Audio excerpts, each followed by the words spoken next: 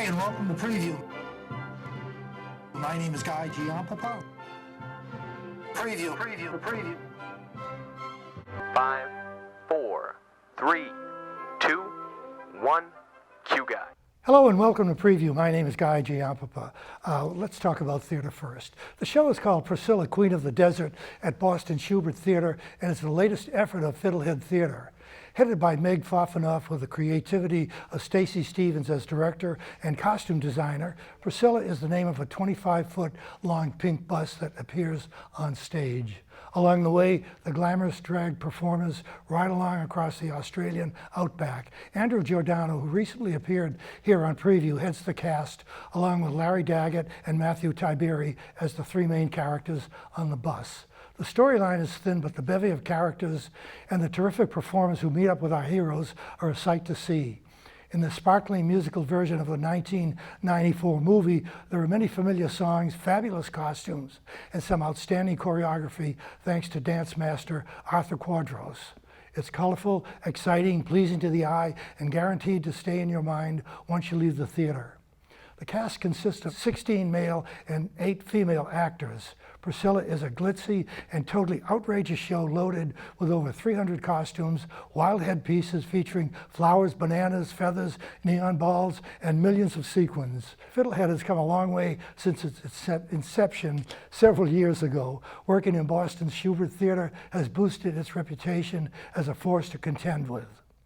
Broadway in Boston has opened its 2016-17 season with a Tony, Grammy, and Olivier Award-winning Best Musical about Rock and Roll Hall of Famers. The 4 seasons, Frankie Valli, Bob Gaudio, Tommy DeVito, and Nick Nassi. This is the true story of the 4 blue-collar kids who wrote their own songs and invented their own sounds and sold 175 million records. This is the Jersey Boys, and it opens the theater season at the Opera House. Here's a look at the Jersey Boys in action. You're from my neighborhood, you got 3 ways out. You could join the army, you could get mobbed up, or you could become a star. Big girls don't cry. Big girls don't cry. Walk like a man, fast as I can. Walk like a man from you. I'll tell the world, forget about it, girl. And walk like a man from you.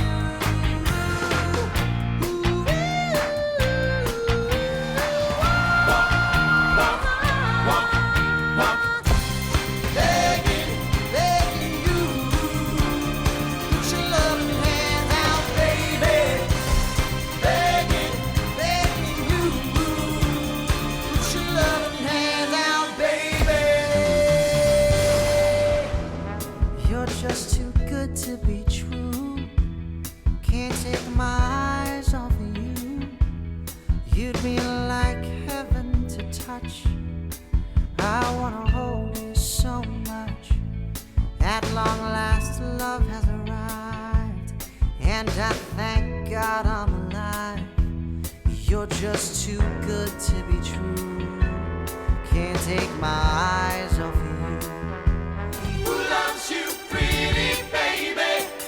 Who's gonna help you through the night? Who loves you, pretty mama? Who's always there to make it? Who loves you? Who loves you, pretty baby?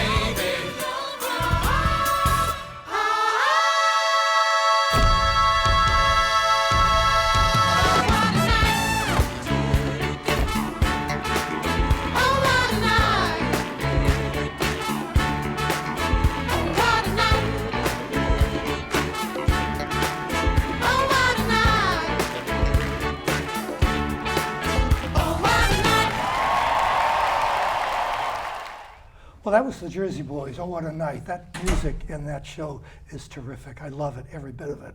Well, now it's time for us to talk to our guest. She's a young lady who's featured in the Maiden Phoenix Theater Company's production of Sense and Sensibility, and her name is Erin Eva Butcher.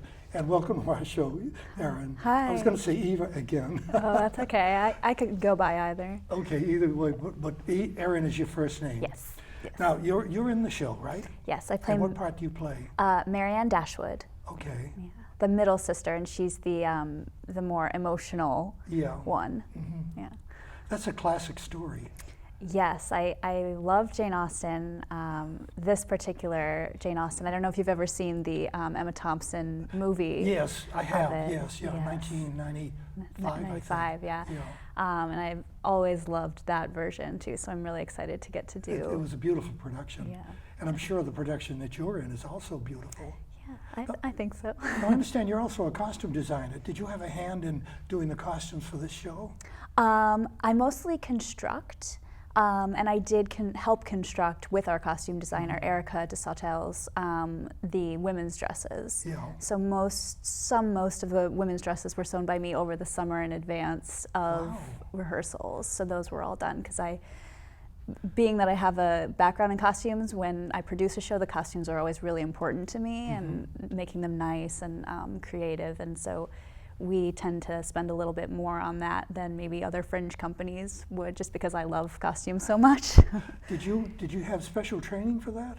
I did. When I went to school in Ohio. Actually, I'm originally from Ohio. Oh, okay. And I have a general theater degree from Baldwin Wallace University. Oh, very good. And my work-study job was I worked in the costume shop and found that I really enjoyed it. And you know, if you're going to be an actor, you kind of sometimes you need a side job. And Right. I thought, you know, it would be a great one to still be in theater, but also be able to work. So I have a great day job sewing costumes for Costume Works Inc. During the day. And So your day job is related to theater also? yeah, and it's great because it's still theater. I get to meet a lot of great people and still be creative. You know, sewing is still Yeah. a creative pursuit. So Did you always want to sew when you were a little girl? I did always sew when I was little. Actually, I used to do all kinds of crafts and like embroider. I have Yeah. some old embroidered pillows that I like made when I was 9 and. I've always liked. I make some of my own clothes. I didn't wear them today because you know it's a nice occasion, but I do that sometimes. What made you do that? Did your mother give you training, or was it a grandmother or somebody? She did. She sewed. She used to sew. I know she sewed me my like comforter with ballet slippers. She made, and she would make our Halloween costumes and stuff. So. I definitely always enjoyed that kind of a thing. I was always kind of homey, which is funny Yes. because I love all these domestic things, but then I run this sort of feminist theater company too. But I think they go together. So. That's quite a job, being a costume designer. Yeah, definitely. I mean, you have to start planning real early. You do, yeah. And our designer, Erica, has been working on this with us for several months. She started really before anyone else. Yeah. Because we knew we wanted to build the costumes, a lot of the costumes, so we actually had to start a lot sooner than any of the other designers start. Really, she was already working, so. Is this your first costume job with Maiden Theater?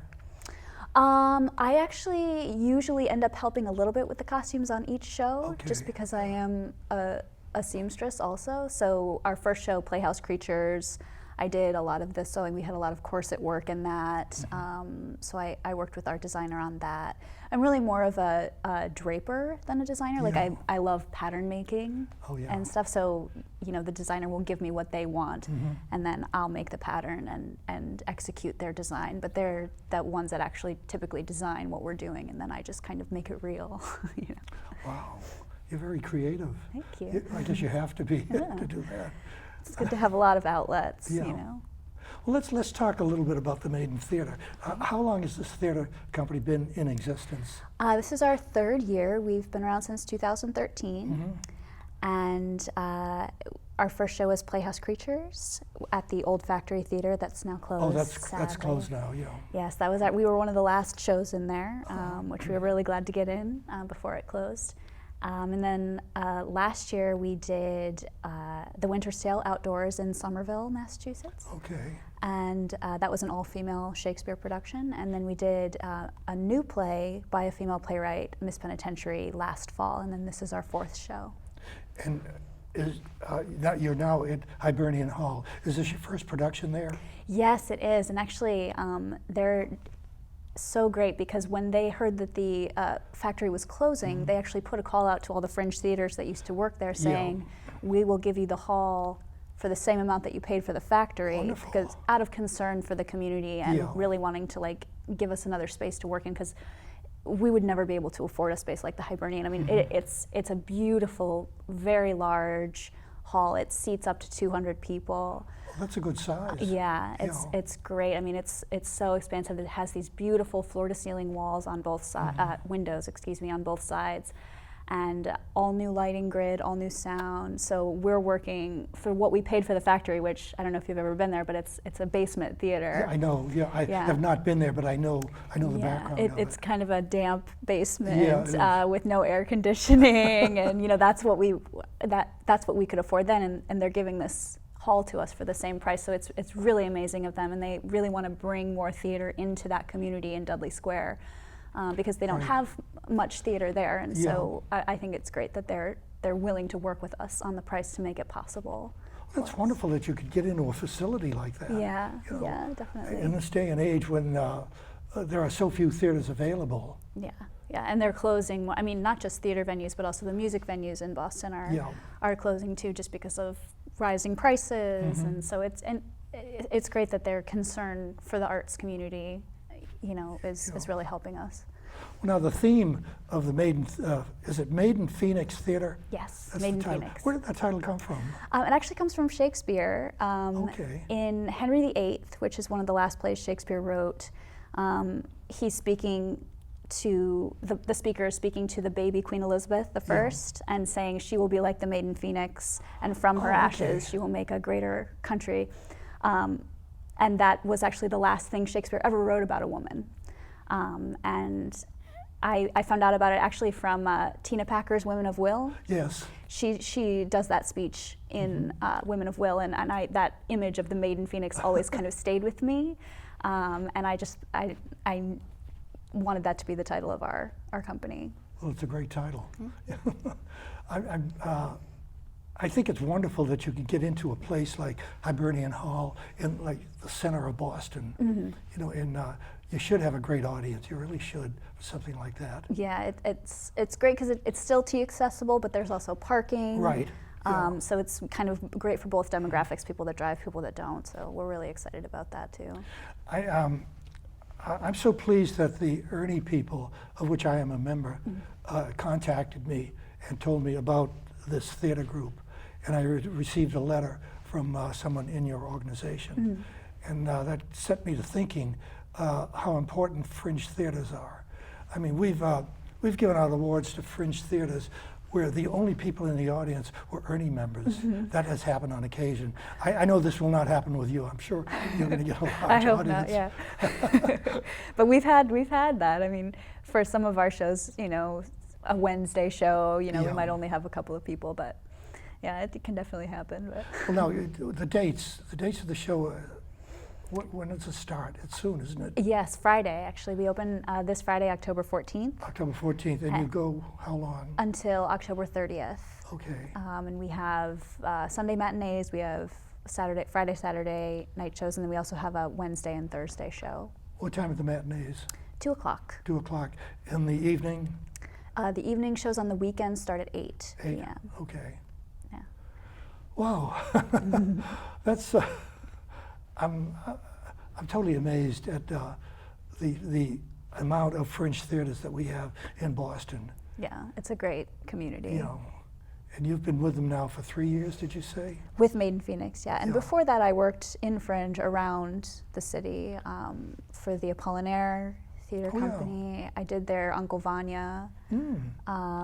And Company One, they're a little above fringe now. Yes, Flat Earth Theater, Titanic Theater, Bridge Rep of Okay. Boston. So I've worked kind of all around. Have you worked in any of the larger theaters? A few. Well, I'll be working with Boston Lyric Opera. I'm going to be in their fall production of Greek, Oh, wonderful. which I'm very excited Oh, about. I bet you are. Yeah. And yeah, mostly small, medium-sized though, so far. Anyway. What are your ambitions, Erin?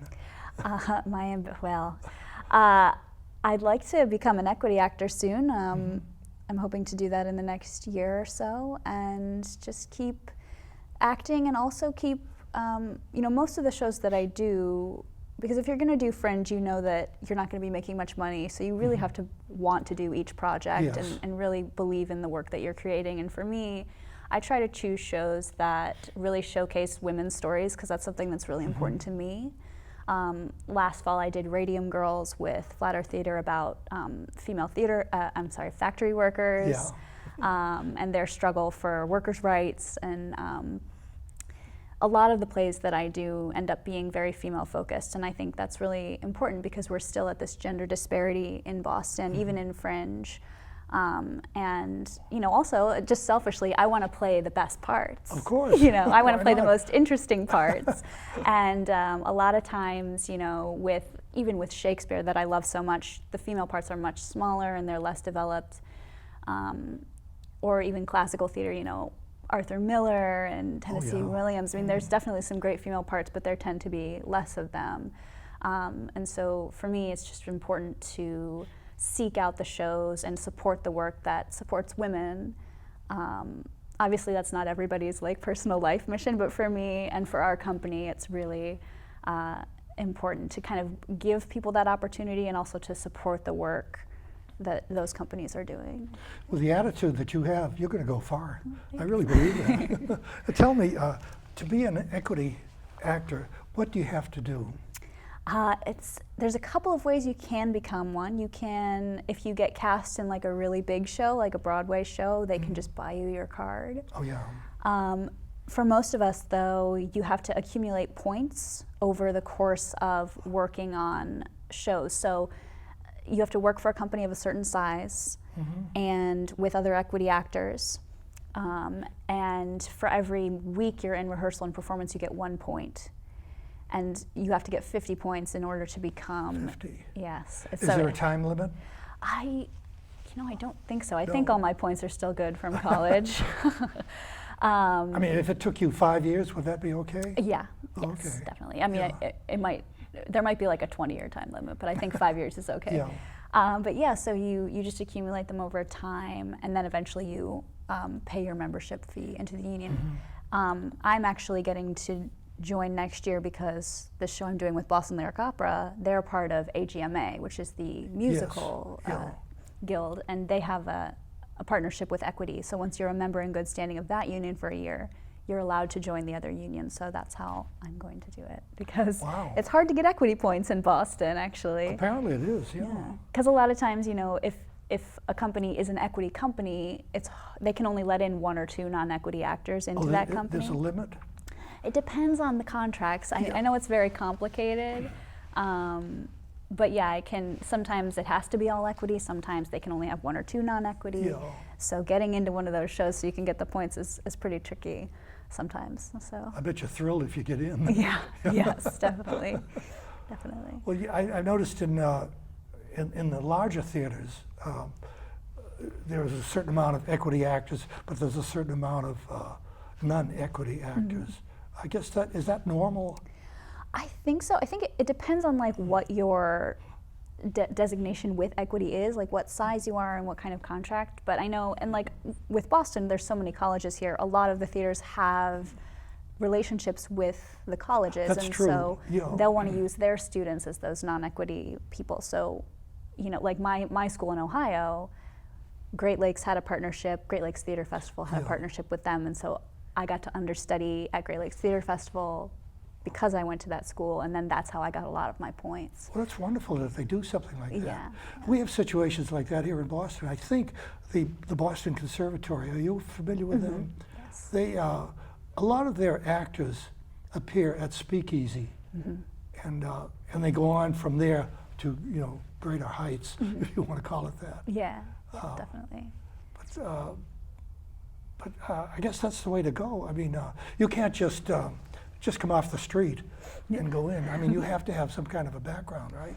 Usually, yeah. I mean, if you're just that talented, I guess not. But when I first moved to Boston, I started off by doing the Stage Source auditions, and that's how I got my first job here.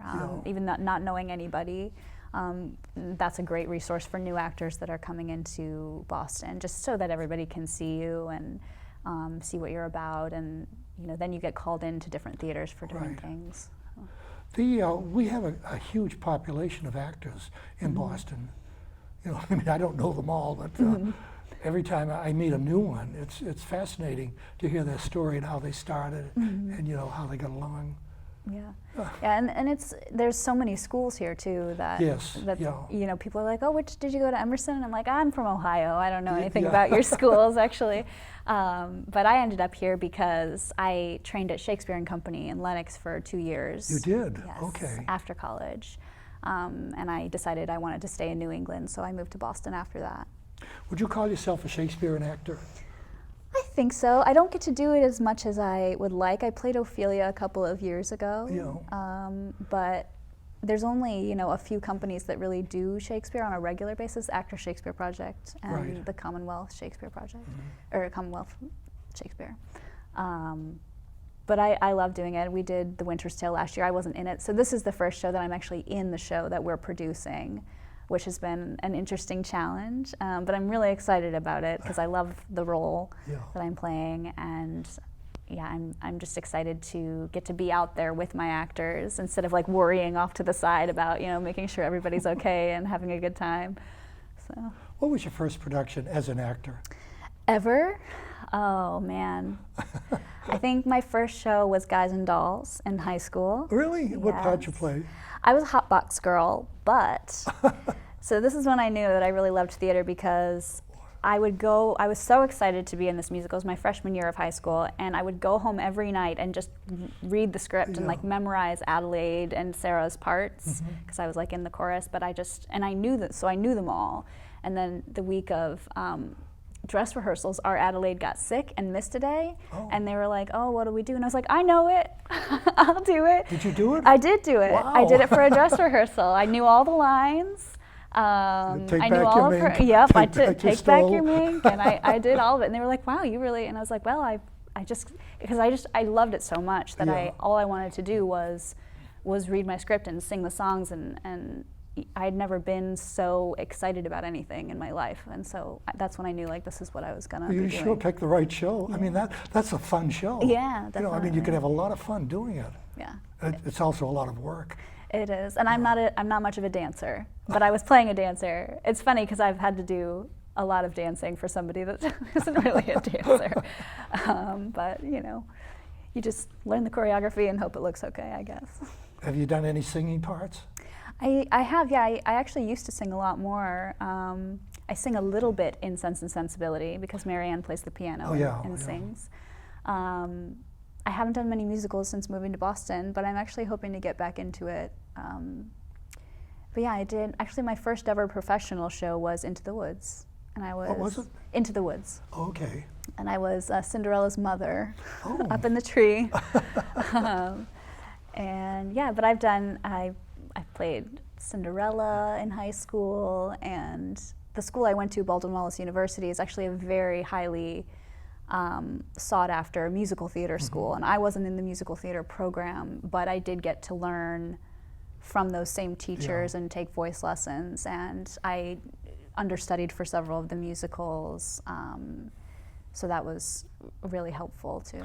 Well, now you're doing Maiden Theater's production of Sense and Sensibility, and this is a fantastic show. Tell us one more time before we have to sign off the dates of the show. Okay. Great. It's October 14th Right. to the 30th.